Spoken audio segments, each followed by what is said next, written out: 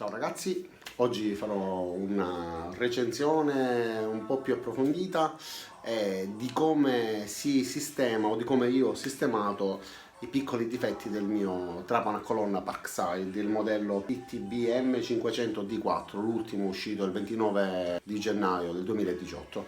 Eh, presenta pochi piccoli fastidiosi problemi che tutti sommati vanno a formare poi un prodotto che sembra non funzionante, ma in realtà è funzionante e va soltanto rivisto da noi utenti finali. Non viene sottoposto a dei controlli di qualità alla fine del processo di produzione, quindi dobbiamo farli noi da soli, ma d'altra parte siamo degli artigiani, ci divertiamo a montare e smontare parecchie cose e monteremo e smonteremo anche il nostro trapano a colonna per renderlo efficiente per ciò che ci serve.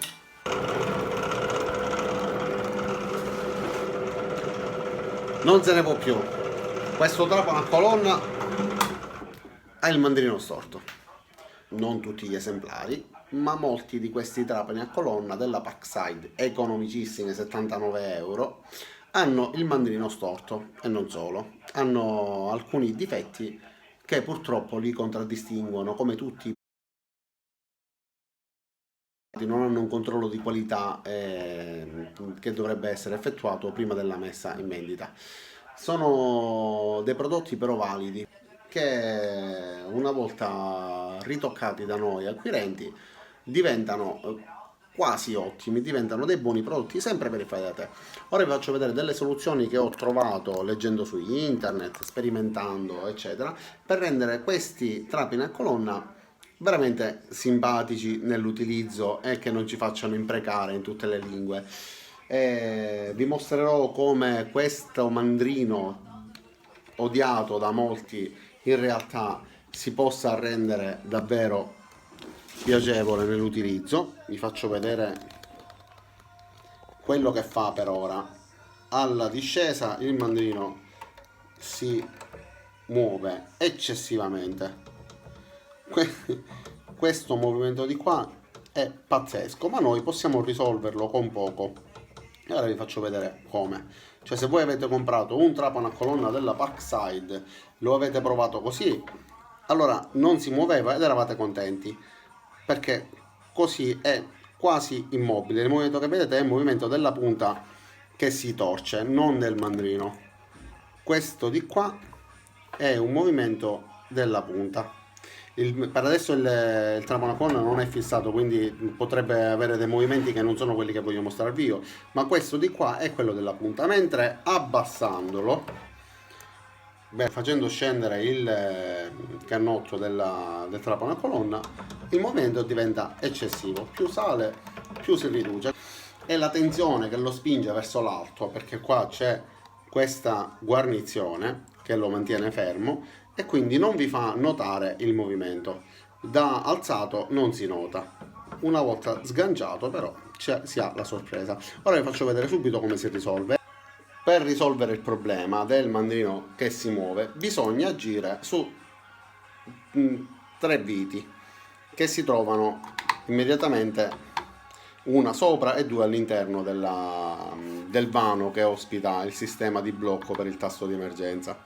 Allora, il tasto rosso che vi permette di bloccare la rotazione del mandrino, quindi il funzionamento del trapano, nel caso in cui si verifichi la necessità di bloccarlo, perché ne avete necessità, perché avete combinato qualche pasticcio.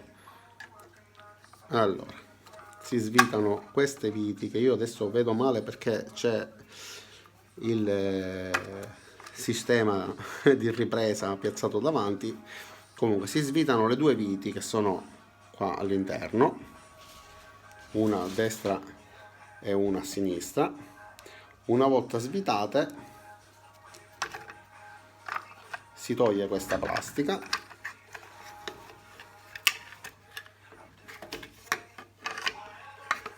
si mette da parte e si trova la causa del movimento del nostro mandrino, del cannotto collegato al mandrino. Vi faccio vedere subito come si risolve il problema. Questo dado di qua in realtà serve a fermare una vite che funge da guida per il nostro canotto. Se noi lo svitiamo tutto, vediamo che questa parte di qua di questa vite ha la misura esatta per entrare qua, quindi fa da guida attraverso questo foro al cannotto e fa in modo che non ruoti su se stesso, scenda perfettamente dritto, allineato. Per avere questo costo questi trapani non passano appunto i controlli di sicurezza e quindi ci arrivano con questi piccoli difetti. Se noi avvitiamo questa vite di qua e diamo la possibilità a questa parte che vi ho fatto vedere poco fa di raggiungere il cannotto, se riesco a fare luce per bene, no, così, noi avvitiamo questa vite di qua più che possiamo fino a farla bloccare. Avvitandola tutta vedremo che andrà a frenare la discesa del mandrino. Dobbiamo svitare questo dado mentre avvitiamo la vite interessata al discorso. Come vedete lascia un piccolo solco all'interno del cannotto perché ho stretto troppo e il cannotto non risale. Quando io svito questa, lui sale di nuovo in alto. Quindi questo serve a dare una guida allo stesso canotto. Noi dobbiamo stringere tutto, vedere se questo è duro. Adesso è duro, non scende, quindi non lo forziamo e lo allentiamo poco, quanto basta per fare in modo che il cannotto scenda senza essere frenato, o se lo è poco poco si creerà questo piccolo segno all'interno della guida fresata qua, però comunque essendo materiali morbidi subito si creerà la sua guida e continuerà a scendere poi bene. Una volta trovata la posizione esatta del perno che va avvitato, stringiamo il dado con la chiave della misura corretta. Una volta stretto lui non si muoverà più. Scusate se mi muovo in questi spazi stretti, ci entra appena una mano qua. E una volta sceso per bene giù, non si muove più. Adesso il cannotto del nostro trapano a colonna è letteralmente fermo. Allora, una volta che noi abbiamo regolato la vite che fa da guida al cannotto, stretto il dadino interno che ci sta attorno, se proviamo ad abbassare il cannotto del nostro trapano a colonna, improvvisamente non si muove più. È stabile, è fermo, è solido, è come deve essere. Quindi non si muove. Adesso si muove tutto il trapano perché non è fissato, quindi si muove tutto. Ma il mandrino, questa ripeto come poco fa è la punta che si muove, il mandrino non ha alcun gioco, scende e sale lungo il suo moto che dovrebbe essere perpendicolare al piano di lavoro, ma non ha nessun gioco. Quindi questa è la prima soluzione al problema, uno dei problemi più grossi di questo trapano a colonna della Parkside. Una volta sistemato questo, possiamo vedere che ruota veramente bene, dritto. Ora è la punta che è storta, ma il mandrino è perfettamente immobile. Quindi ci possiamo ritenere soddisfatti per quanto riguarda questo problema, che è la causa principale di tutti i resi che vengono effettuati su questo prodotto. Ora vi mostrerò pure un paio di regolazioni, come va cambiata la cinghia, la regolazione del piano di lavoro e poco altro. Un altro problema, un altro motivo per cui spesso ho letto e sentito lamentele per quanto riguarda questo trapano a colonna è la vibrazione che ha durante l'utilizzo. Infatti accendendolo si vede che traballa un po' tutto. Questa vibrazione deve essere fermata agendo su questo pomello così a farfalla. Sono posti questi pioli, uno da questa parte e uno dal lato opposto. E perché questo motore si muove così e perché ci sono questi pomelli? Perché bisogna agire su di loro per poter, una volta aperto il vano delle pulegge, svitando questa vite di qua, una volta aperto il vano, l'ho fatto vedere nel video precedente, lo faccio vedere anche ora, una volta aperto il motore smette di girare per sicurezza, quindi sta girando, io apro il motore e smette di ruotare immediatamente, perché mettendo le mani potrei farmi molto male. È immediata l'arresto. Questo motore di qua ha questo movimento perché queste viti di qua non vengono strette al momento della produzione e sono le viti che permettono di spostare quando si fa la manutenzione e il cambio delle velocità agendo appunto sulle plegge, consentono di portare avanti il motore e quindi far uscire le cinghie che vanno cambiate rispettando la tabella che c'è qua, quindi una volta rispettate queste tabelle si ottiene il numero di giri riportati a fianco della combinazione appunto puleggia eccetera, e svitandole questo va avanti, si sposta, si inclina, quindi si dà la possibilità di rimuoverle semplicemente con una mano con estrema facilità e di riposizionarle a piacimento in base alla velocità da raggiungere sempre con una mano sola. Una volta fatto questo lavoro si deve portare di nuovo indietro il motore e stringere. La tensione deve essere quella necessaria a che non fuoriescano ruotando, non è necessario che stia tiratissimo, ma la tensione è giusta vedete che la cinghia è perfettamente alloggiata all'interno dei vani della puleggia, quindi non è necessario più agire tirando.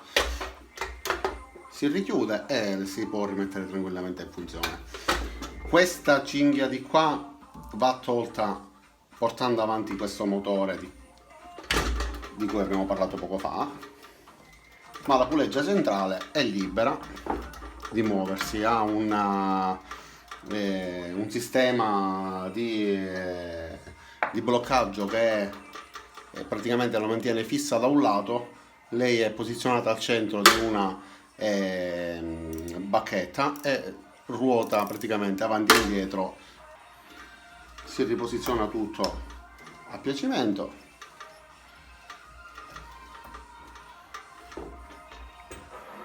Si rimette la cinghia, si avvicina il motore ed è tutto montato. Si porta indietro come abbiamo detto poco fa, non eccessivamente, ma quanto basta per creare la giusta tensione. Questo è bloccato, si chiude e parte.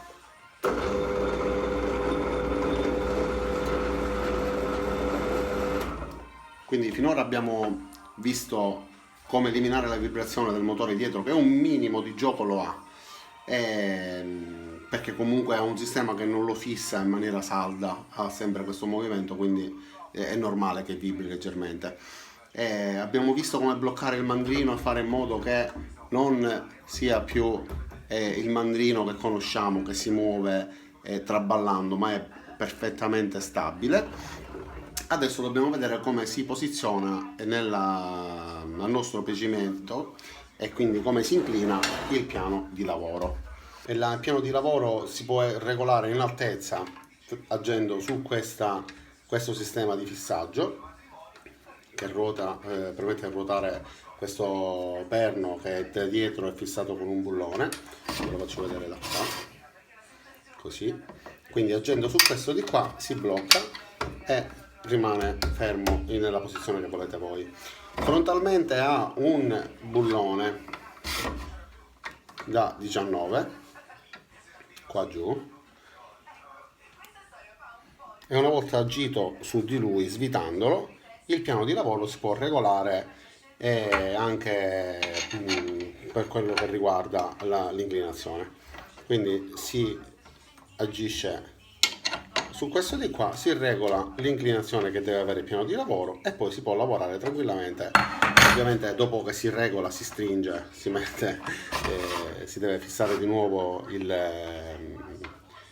dado di prima. Ha una scala graduata che non so quanto sia attendibile qua sopra,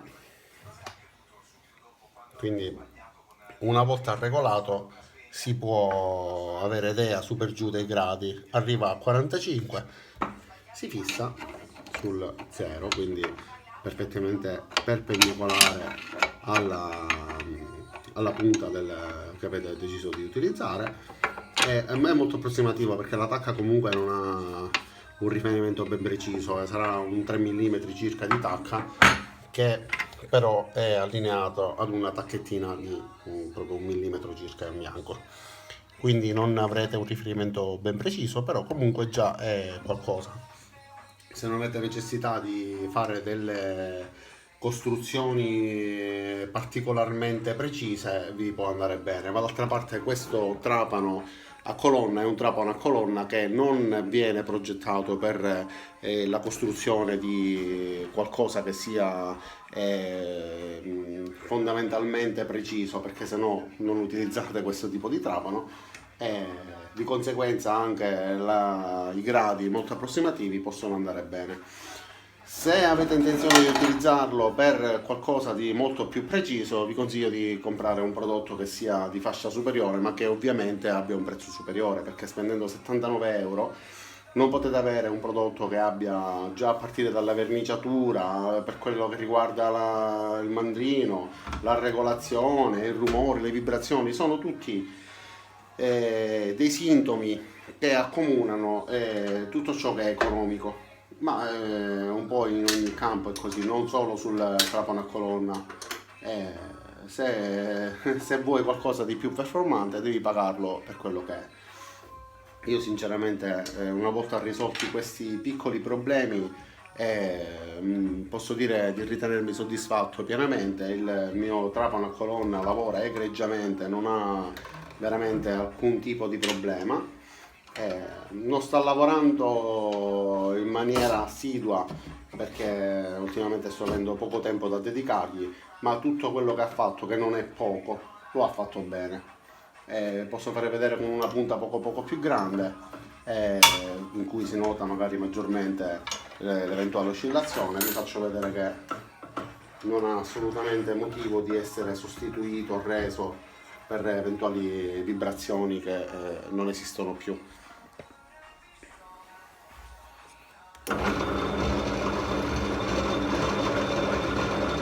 La punta è perfettamente allineata. Per questa dimostrazione utilizzo la punta per svasare per il legno, la punta che serve a fare in modo che sul legno venga accolta la testa della vite senza creare sporgenze, e vi dimostrerò adesso azionandolo che è perfettamente dritto.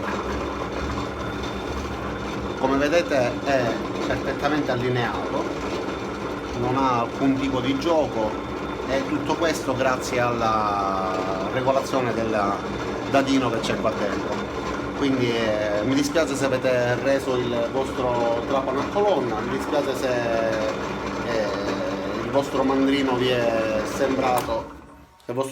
sembrato storto, perché effettivamente lo era avendo quel gioco, ma non era dovuto a un difetto di costruzione ma di assemblaggio.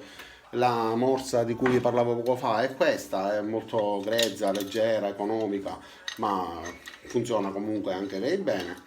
Va fissata con 2 o più bulloni alla piastra di cui vi parlavo poco fa, Una volta posizionata è intuibile che si possa regolare a piacere, stringere in base a quello che si deve mantenere fermo e poi azionare il trapano. Con questo vi saluto, mi pare di avervi detto tutto. Vi invito a mettere un mi piace al video, di iscrivervi al mio canale e basta. Ci vediamo alle prossime recensioni e ai prossimi video che realizzo nel mio piccolo laboratorio dove costruisco ogni tanto qualcosa. Iscrivendovi al canale avrete la possibilità di vedere dei video che io realizzo, sono video che riguardano un po' tutto, dal fai da te, tutto ciò che mi appassiona, dalle moto alle armi, appunto gli utensili che compro, gli accessori che servono per la nostra sicurezza e tanto altro.